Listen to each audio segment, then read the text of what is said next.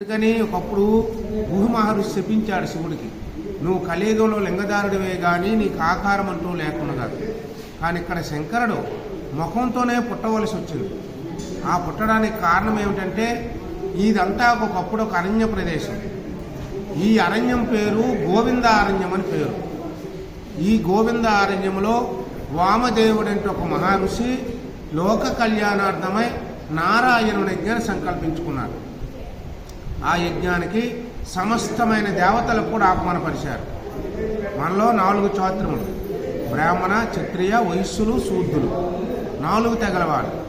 దేవతల్లో 7 తెగల వాళ్ళు ఉన్నారు. గరుడ, గంధర్వ, కిన్నర, కింపురుష, యక్ష, సిద్ధ, స్వాతులు అందరూ కూడా వచ్చారు. ప్రభు మమ్మల్ని పిలవడానికి కారణం ఏమిటన్నారు. నేను లోక కళ్యాణార్థమై నారాయణుని యజ్ఞాన్ని సంకల్పించుకున్నాను, నా యజ్ఞానికి సరిపడే సామగ్రాలు సమకూర్చమన్నారు. అలాగనే ఒప్పేసుకున్నారు. అందరూ ఒక్కొక్క దిశలు వెళ్ళారు యజ్ఞతాలకు సామగ్రాలు. అందులో గంధర్వులు అనే దేవతలు ఏం చేశారు, తూర్పు దిశన అరణ్యం ఉంటే అరణ్యానికి వామం కట్టెల కోసం వెళ్ళారు. ఆనాడు అరణ్యాలు ఎవరుండే వాళ్ళు సుమారు 5000 సంవత్సరాల క్రితం మన పల్లెల్లో పట్టణాల్లో కూడా ఇప్పుడు మానవులకు నాగరికత అంటే ఏమీ లేదు. అటువంటి అరణ్యంలో ఉండే కోయి వాళ్ళు కోయి డ్యాన్సులు చేస్తుంటే వాళ్ళతో సమానంగా వీళ్ళు ఆడుతూ పాడుతూ ఉండిపోయారు. ఈ యజ్ఞాన్నే మర్చిపోయారు. ఈ మిగతా దేవతలందరూ కూడా యజ్ఞతాలకు సామగ్రాలు సమకూర్చారు. యజ్ఞం సమాప్తమైపోయింది. ఈ వామదేవుడు ఎవరో పిలుస్తూ వాళ్ళు వస్తున్నారు. తీర్థ ప్రసాదాలు తీసుకొని ఎవరి లోకానికి వాళ్ళు వెళ్ళిపోతున్నారు. ఈ గంధర్వులనే పిలిచేటప్పటికి వీళ్ళు రాలేదు. అలానే ముమ్మారు పిలిచినప్పటికీ ముమ్మారు కూడా ఇలా జాడ కనబడలేదు. వీళ్ళు ఏమయ్యారని తన దివ్యదృష్టితో చూశాడు. చూసేటప్పటికి వీళ్ళు అరణ్యంలో పోయి వాళ్ళతో ఆడుతూ పాడుతూ కామాంధులై ఉన్నారు.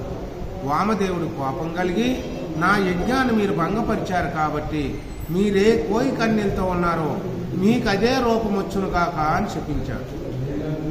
ఈ పవిత్రమైన గంధర్వులు కోయి వాళ్ళు అయిపోయారు. ఈ వార్త అనేది ఎవరు చెప్పారు? నారదముని గారు చెప్పారు. ఫలానా వామదేవుడు మీకు చెప్పించేశాడు, మీరు కోయి వాళ్ళు అయిపోయారు. పరుగున వచ్చి ఈ వామదేవుడి పాదాల మీద పడ్డారు. ప్రభు, తెలియక తప్పు చేశాం, మా తప్పును మన్నించి మా లోకానికి మేము ఏ విధంగా వెళ్ళగలమని కోరారు. నా శాపం చూస్తే అమోఘం, సాధ్యమే కానిది.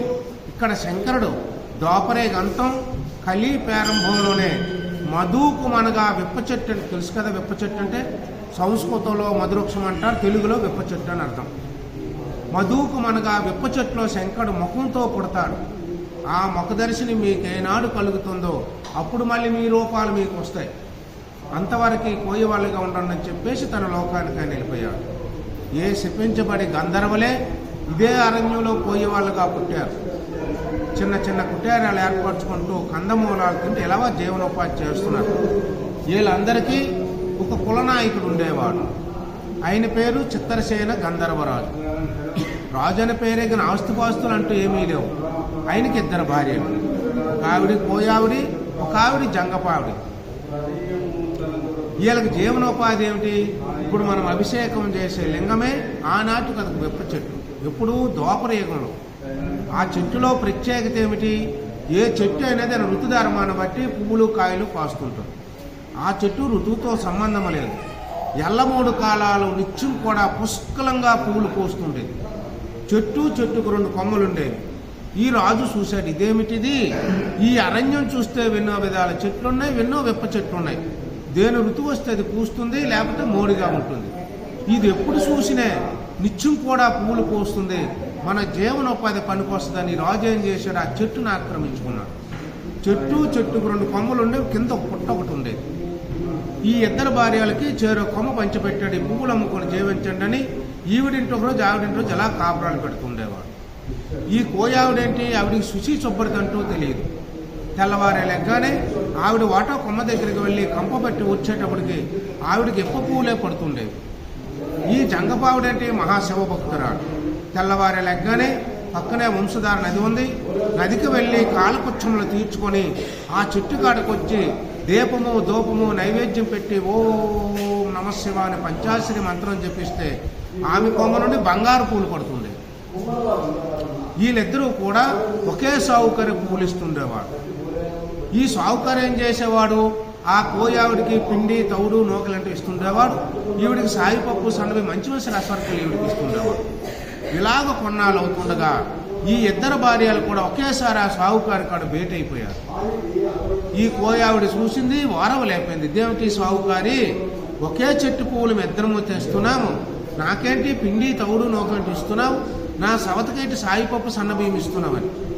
అమ్మ, నాలోనే దోషం లేదు, నువ్వు తెచ్చే వెప్ప పువ్వులు నీ ఎప్ప పువ్వులు తగినట్టే రసవర్గాలు ఇచ్చాను, ఆవిడ తెచ్చేవి బంగారు పువ్వులు తగినట్టే రసవర్గాలు ఇచ్చానని చెప్పాడు. ఈ కోయావిడి చూసింది, వారవలేకపోయింది. ఇంటికి వచ్చింది, భర్త గొడవపడ్డది, నాకు ఆ బంగారు కొమ్మ కావాలని. సరే అన్నాడు. ఈవిడి కొమ్మ ఆవిడికి, ఆవిడ కొమ్మ ఈవిడికి మార్చాడు.